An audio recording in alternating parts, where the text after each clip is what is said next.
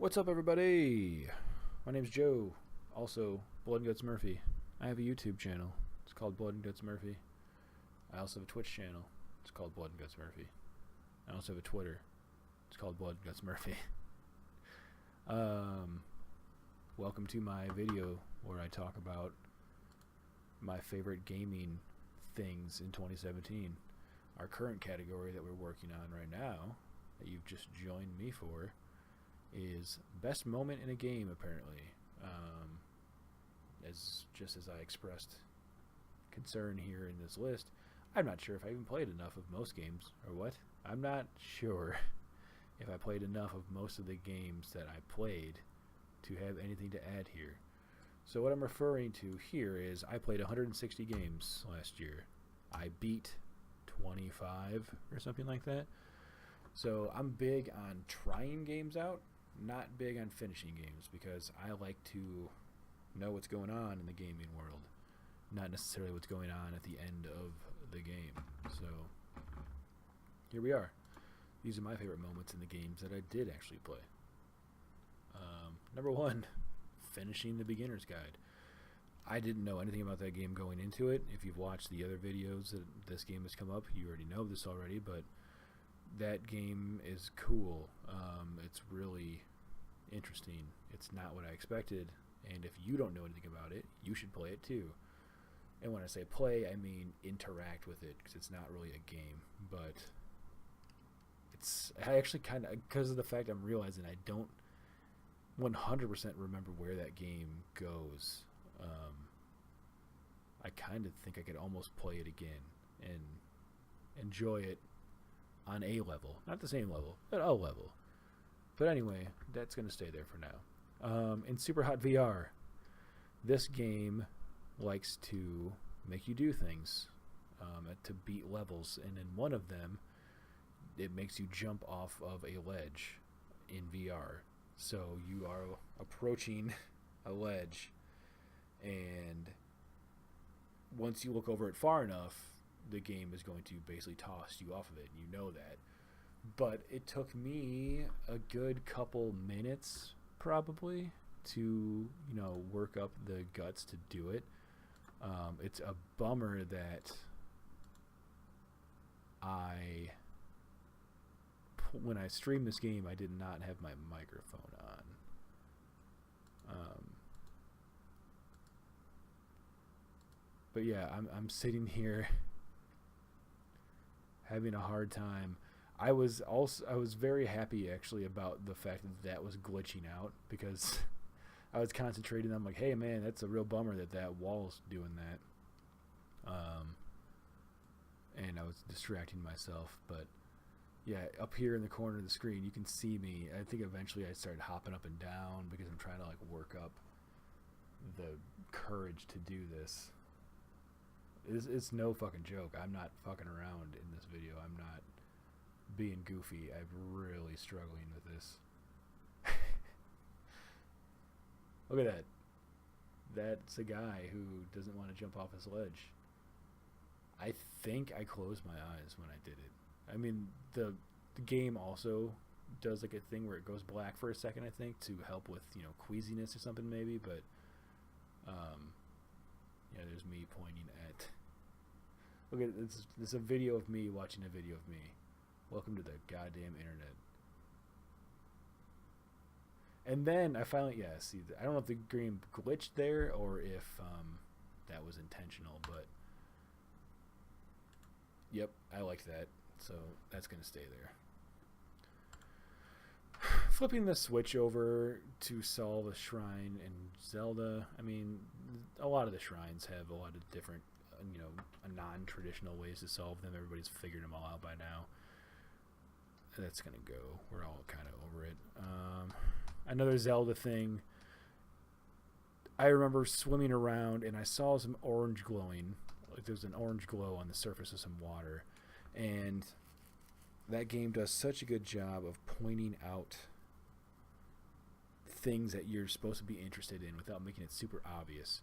So I just followed, I'm like, there's got to be something somewhere, and it was behind a waterfall. I think there was, a shrine, and that was gleaming through onto the surface of the water. And it was really cool that game leaves these breadcrumb trails that you think to follow them, but you don't 100% expect them to lead to something, and they do.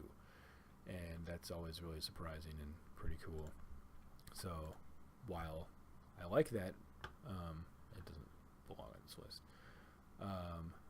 Okay, the beautiful robot boss fight in Nier. I don't know how else to describe that, but it's the boss fight for the carnival sequence in Nier, and it's where I realized that I wanted to keep playing that game.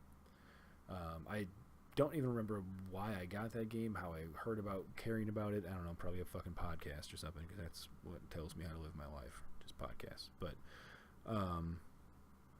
yeah, when I got there, the beginning of the sequence in that game is great too, but when I got to that spot, I was just like, yep, this is something that I am fucking into. Let's keep going here. So I'm going to leave that here.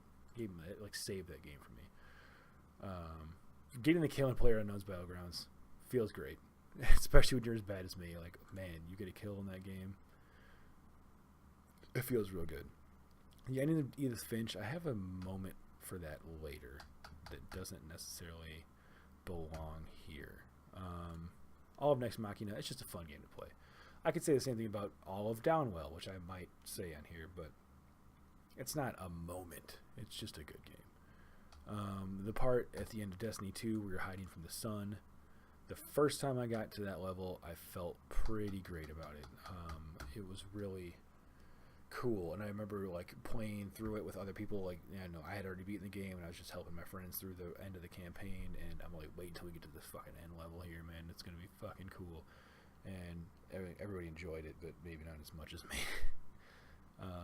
Getting the complete armor or shader set in Destiny 2. What I mean by that is that game, you kind of run out of content, and you need to make your own fun. You need to make your own goals and things like that.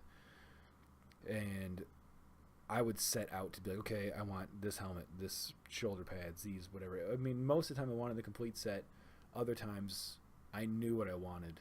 And the way that game works is you don't get to just go get that stuff. You need to work for it. You need to find it. And same goes for shaders. So I would just set out, I want this armor set, I want this fucking shader. And when you finally get everything put together with the fucking colors and shader on it that you want, it felt real good. And that is when I went to Facebook and, threw out there that I'm like, this is like my most favorite game I've played in a long time. Like, I felt so good at that moment. Just realizing that I had all that customization that I could continue to entertain myself with, I was like, this is one of my favorite games. And that wore off faster than I would have liked. So I was wrong at my time that I said that, but it still felt good at the time, but it can probably go from here. The title screen of Nidhogg 2. I feel like I'm kind of just jumping on the bandwagon of that one. The title screen of this game is cool, but it's not necessarily fucking, this amazing. I mean, it kind of is. I don't fucking know. It's just trippy as fuck. And if you had that in VR, that'd be probably pretty cool.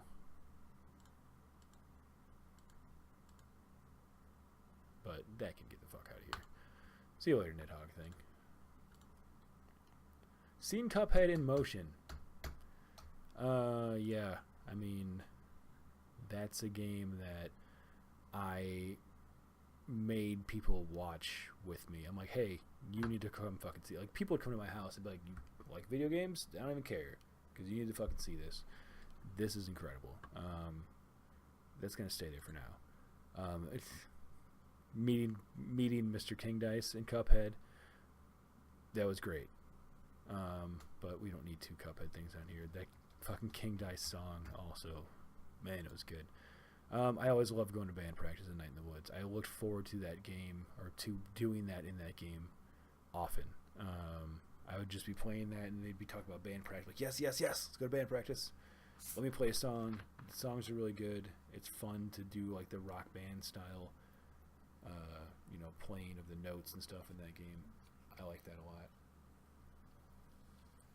Best moment? Maybe. It did propel me forward in that game. It's what I looked forward to. Although I do have this. Anytime you get to hang out with Greg at Night in the Woods. These kind of go hand in hand. I mean, you're hanging out with Greg at band practice. Everybody liked Greg. Everybody liked Greg. If you don't like Greg, what are you playing Night in the Woods for? And that also propelled me forward in that game. Like I wanted to keep doing stuff with Greg. Hearing the narration in Divinity Original Sin 2. What just happened? That was super good too. That made me want to play this game also. So I'm unfamiliar with Divinity. I didn't play the first one. I just heard the second one is one of the best RPGs maybe ever.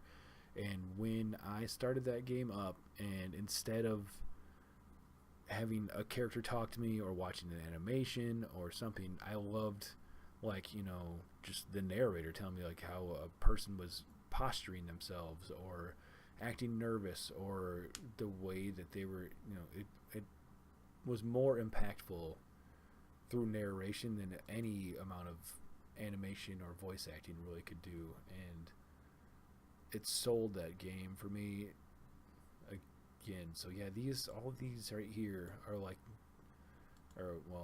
these here are things that made me want to keep playing that game and sold me on that game. When shit goes crazy in Doki Doki Literature Club, I mean, sure, it's nuts, but I think that game was maybe spoiled for me because I was expecting it. I think I knew what was going to happen, or I could see it coming. When you try just about any job simulator and find out that it works. Also very cool.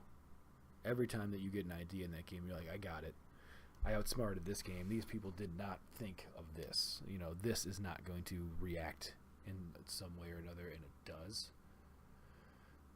It's cool. It's something that you're not used to, and not something that you don't necessarily expect to have happen. The opening wagon ride in Skyrim VR, sure. I mean, it was impactful because it brought me back to when I first started Skyrim and how excited I was. But then I don't fucking like Skyrim. I think it's one of the worst Elder Scrolls games. I think they keep getting worse, and I did have the nostalgia for it, but then I remembered, oh yeah, I don't actually really like this game. So that's why I deleted it. Just about any moment in Superhot VR. Yes, but we already have the part at the top with jumping off the ledge, so that's going to go. Finally fucking beaten down well and learning why you're going down the well. I like that sentence, and I like that moment, and I like that game a lot. Man, that felt good for me. And again, I've said it before, I'll say it again. This is my list. This is not your list. This is not me telling you how to feel. It's not me telling you to play these games. It's not me saying that you need to do anything. This is just me sharing my experiences with you, because we're friends and we're hanging out here. I'm not a professional. I'm not a guy who's telling you what to do, how to live your life, how to feel. I just want to talk. That sounds so sad. Depressing. It's not that bad, I swear. Anyway, for me, finally fucking beaten down well. Stays here, absolutely. When you try just about anything in Job Simulator and find out it works, sure, but I haven't played enough of that game to really know what I'm talking about. So we are going to maybe save that for next year when I get to play more of that game. Hearing the narration in Divinity Original Sin 2, very powerful, very good, very game-changing for me. Anytime you hang out with Greg, and also band practice. Greg, band practice. Man, I think band practice is... It's less common, I guess, to go to band practice, it doesn't happen as often, and it's a little bit more of a surprise. So we're going to leave that there. Seeing Cuphead in motion, that can go away because we all knew what Cuphead was going to look like. It's just more having it be like actually proven to you. Like, yes, this is what this game fucking looks like. We did it. You didn't think we could, but it's fucking incredible. Getting a kill in PlayerUnknown's Battlegrounds. I mean, I feel like kind of a loser being like, yeah, getting a kill when most people are probably like, yeah, getting a chicken dinner. Yes, that's what they fucking call it in that game, and I hate it. Beautiful robot fight. Again, it's a moment that made me want to continue on and play that game. And I feel like that is almost what this category could be. It's like moments that made me know that I was playing the right game. Moments that let me know that I should not ignore this.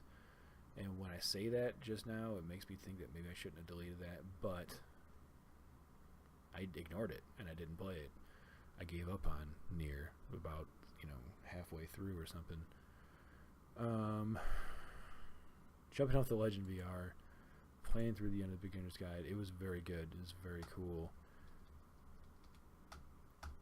And I might not have wanted to delete that either, but these other ones, Downwell, number 1.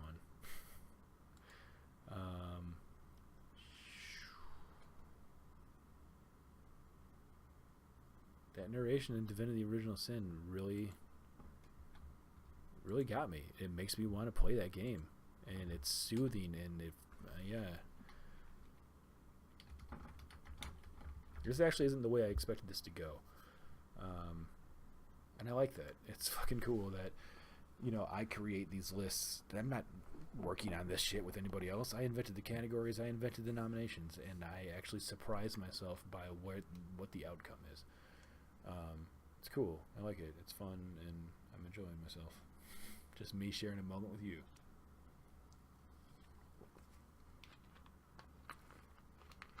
So that's it. Finally fucking beaten Downwell. Number 1. Band practice. 2. Hearing the narration in Divinity Original Sin. 3.